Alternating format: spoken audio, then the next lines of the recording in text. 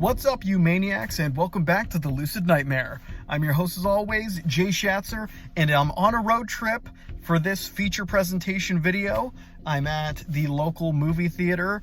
They're showing Godzilla 2000, so looking forward to checking this one out because, believe it or not, this is a first-time watch for me. I've owned all the Godzilla films for years and been going through them in chronological order for the most part.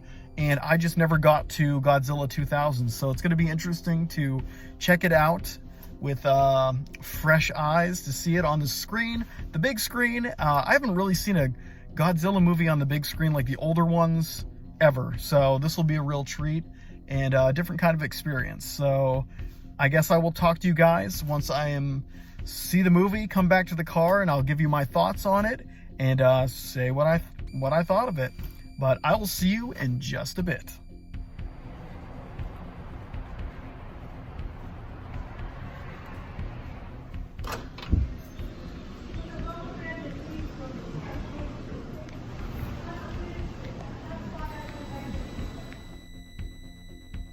Well, just got out of the movie. It was fantastic, really entertaining. Like I said, first time I've seen this one. And I know Godzilla goes through a whole bunch of variations throughout the years. This one was kind of back to basics for just being a creature of destruction who kind of just decimates everything in its path. So he's pretty much out of control in this one, the bad guy. But then aspects come into the movie where he becomes the good guy, but he's still the bad guy. And another thing about the Godzilla films is that the human aspects of the film are like the most boringest parts. They always have these human elements that kind of guide the story along. For this one, it wasn't as bad as some of the other ones that I've come across. I was kind of into, well, like the story is a guy who's devoted his life to kind of tracking Godzilla and keeping track of him. He runs a network with his daughter, who's his assistant. She's a real young girl. And they kind of come together with a news reporter, photographer lady, who's kind of shadowing them and like getting a story as they track them. And there's also a government entity that's kind of tracking Godzilla, but then they find this rock, a meteorite in the bottom of the sea, in the trench off of Japan, and they bring it to the surface, but then they find out that it floats, so it's like something it's not an inanimate object, it's an actual creature or something like that, which comes to be, it's a spaceship.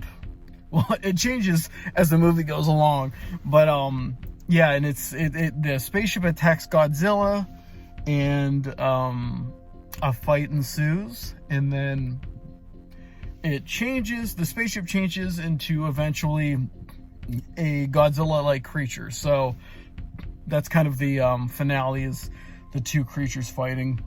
And there's a lot of aspects of the film that come from the era, so I don't know if it's well, I guess Godzilla kind of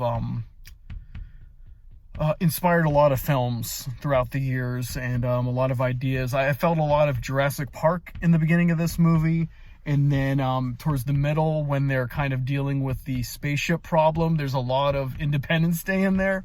It's very, very odd combination. And yeah, there's a lot of borrowing from like the current era. And so yeah, it just kind of, it's got a whole bunch of cool, interesting combinations.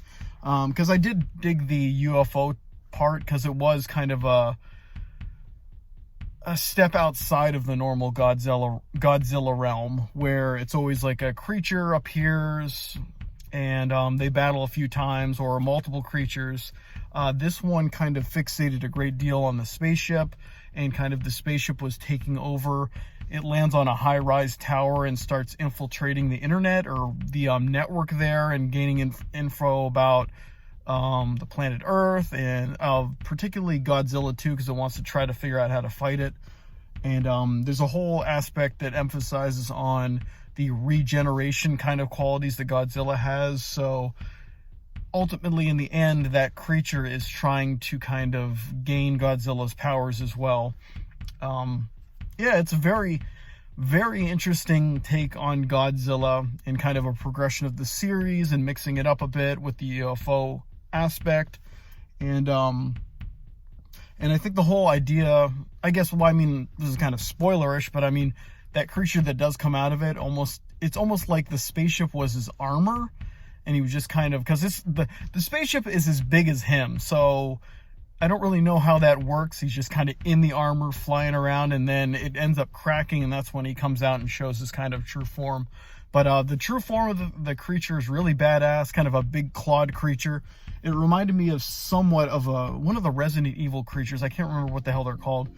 But it looked pretty badass. It had the same kind of quality and practical effects design done as Godzilla. So they did look like similar creatures that existed in the same kind of universe. So I like the consistency there between creature design. And Godzilla's really badass looking. He's got the crazy big spikes in this one. And yeah, it was just really, really solid all around and just very entertaining.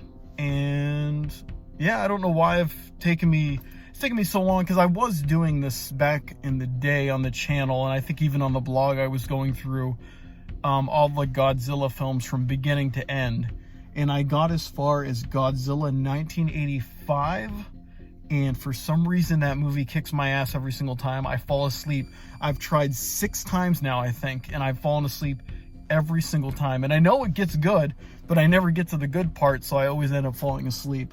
But this one, I think it's on par with that 1985 as far as I got, because there was a lot of human drama. The human drama kills me for some reason in these movies.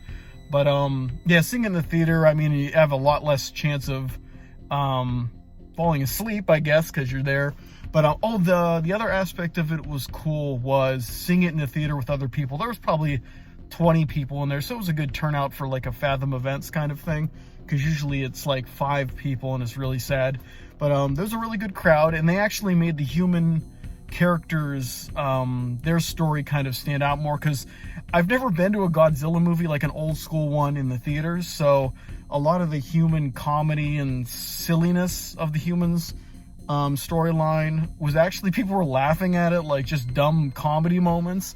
And I don't know, I guess I just watch them and kind of glaze over, but it was kind of funny seeing people's reactions to those moments that I'm not really a big fan of, but it kind of made them more enjoyable, I guess, just experiencing it with a group of people.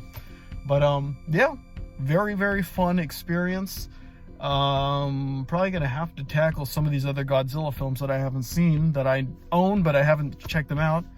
But a good experience overall. And yeah, Godzilla 2000, fun stuff. But that's gonna do it for this feature presentation. It is freezing as hell out right now, and I got to turn the car on and get the heat going, get the heated seats, the steering wheel going, because I am dying. But yeah, hope you like what I'm doing on the channel. If you do, like and subscribe. If you have time, leave a comment below. And I will see you at the next Lucid Nightmare. So take care, and I will see you later. See ya.